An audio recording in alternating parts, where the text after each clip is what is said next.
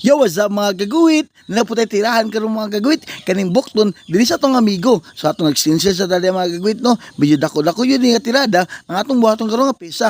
Kaning Polynesian nga awol mga gaguhit. So nakuha lang diyan sa internet mga gaguhit, no? So ato lang na siya ng ilapat na to diya. Di na to stencil. So atong gigamit ang stencil mga gaguhit, ang binignit. Napilit pa sa kabit. Dili na diyan niya first time mga kagawit kay sige na ako ni siya tatuan. Pero kaniyang pinakadako niya nga dato. Tanaw na to mga kagawit kung makakaya ba ni siya. Basta kaning adlaw mga kagawit, kurso na daw og andam siyang masakitan.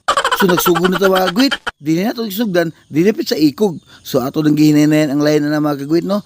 Naglain po to sa ibabaw, medyo lupad-lupad tirada mga kagawit nga makuha na jud nato ang linya ni. So ang gigamit ato nga line ani mga kagawit kanang needle ang 9RS. So solid siya dili sa mga kagawit. Importante na di ink nga sulod sa iyang panit.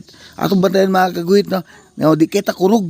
Pugan-pugan dyan nato para ang nindot ang linya niya. Kung makopya ang nasa design. Kaya mo dyan yung gusto sa atong client mga kaguhit. Kanya atong amigo na si Janjan. So ato yung tarungon mga kaguhit na makuha na ito na sa pako. Hinahini lang mga kaguhit. So mo sige na advice sa iya nga kayahon lang kay medyo kailangan solid packing mga kagwit. So muna lang ingon solid packing kanang isulod jud ta ng ink ba nga kailangan pinuhon jud sa mga kagwit para masudlan jud ang panit og ink.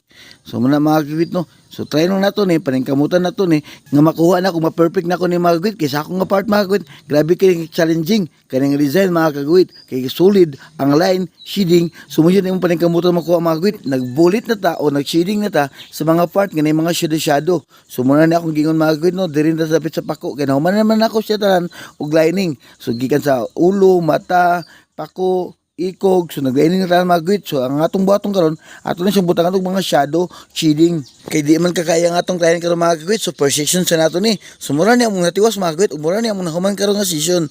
Kaning among kulang mga kagwit kaning diri na lang sa ulo ug sa dugan. Ang pako og ikog so mahuman na siya mga kagwit.